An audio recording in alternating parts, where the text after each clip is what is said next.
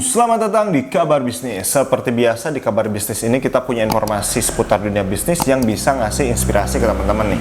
Ya, tapi sebelumnya aku mau jelasin dulu nih. Ini channel apa? Ini adalah channel edukasi bisnis dan dunia desain grafis dan juga marketing. Channel ini merupakan bagian dari studio desain grafis Kebun Desain yang menjual berbagai jasa seperti desain logo, desain kemasan, desain sosial media, dan juga jasa legalitas seperti OSS, HKI, seperti itu. Jadi buat teman-teman yang pengen order desain logo, desain kemasan, dan lain sebagainya, itu bisa langsung kontak aja nomor WhatsApp yang ada di deskripsi. Siap! Oke, Nu. Kali ini aku mau ngasih tahu lagi informasi tentang masih seputar handphone ya. Oke. Jadi ada beberapa handphone yang dulunya jaya sampai saat video ini dibuat, sekarang dia tidak produksi lagi. Oke, video ini sumber beritanya dari Kompas. Oke. Dengan headline-nya di Kompas ini, merek ponsel yang tutup selamanya ya. Tapi nggak tahu lagi sih, kedepannya ada atau nggak gitu. Iya, mungkin masa-masa kita nih ya dulu ya, di era tahun 2000 awal sampai 2010 nih ya. Masih ada. Ya, kalau kita tahu-tahu nih kayak. Tahu deh. Yang pertama, siapa dong yang nggak kenal dengan Ericsson? Oke, Ericsson ya. Aku juga handphone dulu yang pertama kali yang aku punya itu Ericsson, tapi itu masih barengan sama orang tua ya, sama bapak. Itu layarnya itu belum berwarna seperti sekarang, jadi warna lampu, tau nggak sih, Nu? Iya, warna Lampu tapi warna kuning atau hijau, Iya, ya bisa gitu. berubah kayak gitu. Iya. Ingat gak? Iya. Ingat ya.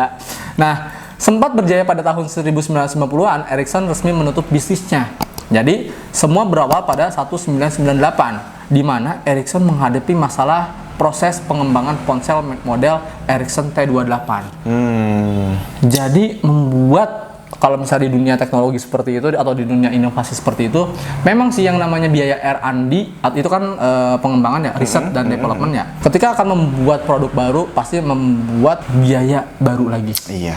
Benar. Nah, permasalahannya di sini nih, ternyata T28 ini gagal atau masalah gitu.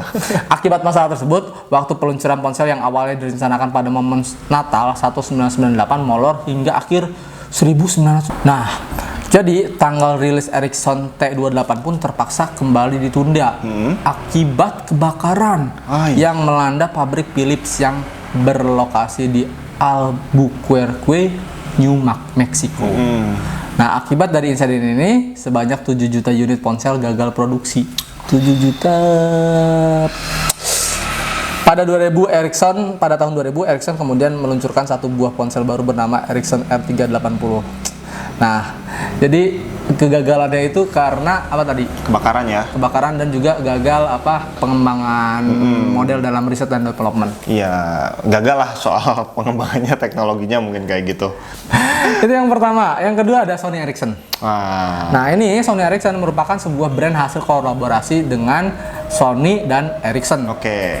Sejak 1 Oktober 2021. Salah satu tujuan utama Sony Ericsson adalah merilis ponsel baru yang mampu memimpin tren fotografi digital. Oh iya, dulu kan foto-fotonya ya. Iya, benar. Beberapa di antaranya masuk ponsel Sony Ericsson T610 dan P900 yang dirilis tahun 2003, kemudian Sony Ericsson W800i pada tahun 2005, serta Sony Ericsson K800i Cybersuit dan W910i pada tahun 2007. Zaman-zaman kita SMA nih. Iya, 2007 itu saya punya Sony Ericsson T100. T100, Ya, yang monokrom itu. Monokrom, iya. Namun perusahaan bagi hasil itu mulai menghadapi kerugian pada tahun 2002 dan 2003. Hal ini disebabkan karena perusahaan tidak dapat menghadapi vendor dan kompetitor lainnya. Sony Ericsson dinilai gagal memenuhi kebutuhan konsumen karena kurang berinovasi lewat produk bikinan mereka. Oke, mungkin memang karena tidak berinovasi ya karena harga dari vendornya mahal. Jadi akhirnya dia kurang berinovasi dan akhirnya dia juga gagal oleh kompetitor lainnya. Iya, ditambah Nokia itu kan brandnya ini banget ya. Lagi waktu itu ya, gila. Saingan Sony Ericsson, Nokia dulu, Nokia, Samsung juga. Nokia, Samsung dan sebagainya itu yang kompetitor yang sulit untuk dikalahkan gitu oleh Sony Ericsson. Iya, awalnya sih aku waktu SMA itu pikirnya Sony Ericsson dulu nomor 1, kedua Nokia, ketiga baru Samsung. Sekarang langsung Samsung yang bertahan sampai saat ini. Gila sih.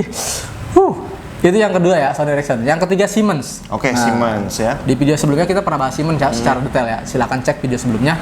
Jadi Siemens ini merupakan perusahaan manufaktur ponsel yang didirikan pada 1985.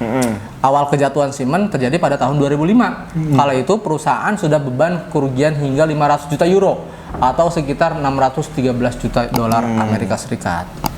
Siemens mengalami penurunan pangsa pasar sepanjang tahun 2004, salah satunya disebabkan oleh kerusakan software yang terjadi pada model ponsel terbaru besutannya. Ini juga sama nih pada saat R&D lagi. Iya, pelanggan jadi kecewa ya. Iya, tak ingin terus merugi, Siemens akhirnya memutuskan untuk menjual divisi ponselnya. Oh, jadi satu unit usaha dijual ke BenQ. Diketahui BenQ mengeluarkan dana sebesar 350 juta euro dalam proses akuisisi tersebut. Adapun benefit yang dapatkan oleh BenQ adalah kendali atas penggunaan merek dagang Siemens selama 5 tahun berikutnya. Selain itu, banyak 6.000 karyawan Siemens juga bekerja sepenuhnya di bawah BenQ. Wow, cuman beli lisensi doang sih ya. Kalau aku pikir sih memang si Siemens sebenarnya nggak rugi-rugi amat sih, karena kan dijual ke si BenQ ya. Dan dia juga kan si BenQ pun harus tetap memperpanjang masa lisensinya selama 5 tahun berikutnya. Gitu. Jadi kayak apa ya? Franchise tunggal. Iya benar. Iya nggak sih? Iya. Jadi hanya BenQ yang bisa menggunakan si Siemens itu. Memang ya, kalau di luar negeri ini ya, yang namanya lisensi atau hak paten itu sangat dijaga, sangat dipergunakan sebaik mungkin. Tidak seperti kebanyakan kasus di Indonesia ini. Contohnya kemarin beberapa kasus seperti brand-brand yang diakuisisi, brand-brand yang berantem itu banyak sekali ya. Ini masih belum se-aware sepeduli orang-orang di luar lah ya. Kalau di Indonesia gitu. Ya karena kan dipikir aja deh, sebuah brand yang memang udah bisa menciptakan sebuah teknologi, jadi teknologinya itu memang digunakan oleh si BenQ itu selama 5 tahun gitu kan. Sedangkan kalau misalnya BenQ harus menciptakan teknologi yang sama, itu kan butuh riset lagi. Dan biaya riset itu lebih besar daripada biaya akuisisinya. Gitu. Oke, yang berikutnya ada HTC. Pernah dengar nggak sih? Kayak pernah denger ya dulu ya HTC. Iya, pernah dengar juga sih HTC. Cuman jarang yang punya dulu itu. Iya, jarang yang punya karena memang dulu itu yang banyak Nokia ya nih. Iya. Nokia. Nah, mulanya HTC merupakan sebuah perusahaan manufaktur yang memproduksi komponen komputer Nah, lama-kelamaan HTC mulai mencoba peruntungan di model bisnis dengan memproduksi ponsel. Nah, nama HTC mulai melejit pada tahun 2005, tapi kita nggak kenal ya. Baru berarti dia 2005 baru melejit. Berkat hadirnya HTC Dream, ponsel berbasis Android pertama yang diluncurkan. Oh, jadi Android pertama ternyata HTC. Gitu ya. Bukan Samsung ternyata ya. Sejak saat itu HTC giat mengembangkan ponsel-ponsel Android lainnya. Pada 2010, HTC juga berhasil mengembangkan sebuah aplikasi antarmuka bernama TouchFlow 3D. Aplikasi ini pertama kali hadir pada ekosistem Windows Mobile. Aplikasi tersebut kemudian berubah nama menjadi HTC Sense. Hingga 2017, HTC memutuskan untuk menjual divisi ponselnya kepada raksasa Google. Dengan mahar sebesar 1,1 miliar US dollar. Dia nggak gagal sih, tapi dia menjual semua semua lisensi asetnya ke Google. Selain soal pembelian, Google juga mendapatkan lisensi non-eksklusif untuk berbagai kekayaan hak intelektual dari HTC ini. Google sendiri sudah tidak asing dengan divisi smartphone HTC. Pasalnya, salah satu ponsel model Pixel pernah dibuat melalui kerjasama dengan divisi tersebut. Kini, HTC telah resmi menjadi salah satu bagian dari Google. Google emang gila sih. Ya pantesan sempat dengar karena ternyata dia itu pengguna Android pertama ya. Jadi ya waktu itu masih belum booming Android, teknologi Android itu apa gitu. Kita kan masih Symbian, pengguna Symbian. Iya. Tapi Google bisa membaca ke arah situ ya. Maksudnya tim R&D-nya sigap banget terhadap ini ada teknologi baru, ini bisa dikembangkan, kita akuisisi. Iya benar. Dan asal kalian tahu nih ya, Google Maps tau nggak? Itu juga hasil akuisisi Mungkin nanti akan kita bahas. Gitu. Iya. Sebenarnya Google itu memang jago dalam akuisisi. Yang padahal sebelumnya si Google itu sempat mau dijual ke Yahoo.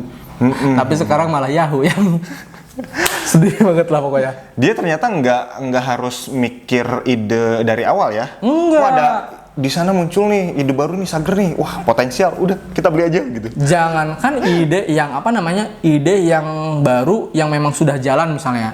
ide yang baru dan yang belum jalan pun Google berani beli. Gila nggak tuh? Benar. Karena di sana, di luar sana, ide itu sangat dihargai. Betul. Padahal kita ngedesain itu juga butuh ide ya. Ide, dan ide itu mahal ya. Google aja beli itu sampai $1 miliar gitu. Iya. Padahal kalian UMKM dengan harga 700 ribuan dapat desain berserta ide-idenya. Ya, untuk tahun 2022 nih ya harganya masih segitu. Masih segitu. Nggak tahu nanti. Gitu. Oke, lanjut lagi. Yang terakhir ada LG. Oke. Nah, LG Electronics resmi menutup bisnis ponsel miliknya secara keseluruhan. Jadi keputusan itu diumumkan langsung oleh Dewan Direksi LG pada 2021.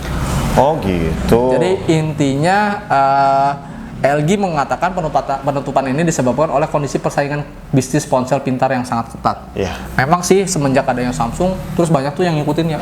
Ya kan dulu itu mereknya itu yang kita tahu itu apa? Samsung.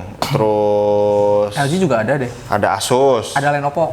ada LG, ada Lenovo. Iya. Terus masuk nih dari teman-teman dari Cina, Xiaomi. Wah itu udah acak-acak tuh sama mereka.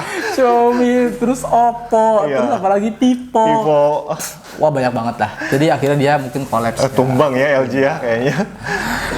Nah, tapi meskipun mereka tumbang, unit bisnisnya ditutup, tapi tetap menjual aksesoris ataupun kelengkapan ponsel lainnya. Bisa dicek di websitenya ya, banyak handphone dari LG. Itu memang kualitasnya bagus banget sih. Oke, jadi itu dia beberapa merek ponsel yang ternama pada saat dulu yang sekarang udah tutup sampai saat ini ya. Mungkin di tahun depan mungkin buka lagi atau gimana nggak tahu kita ya. Bisa ada yang nambah nutup atau yang ini buka lagi mungkin. Iya, kita nggak tahu. Karena kan seperti Nokia kan ya dulu sangat tua, sekarang nggak tahu gue kemana. Gitu. Iya.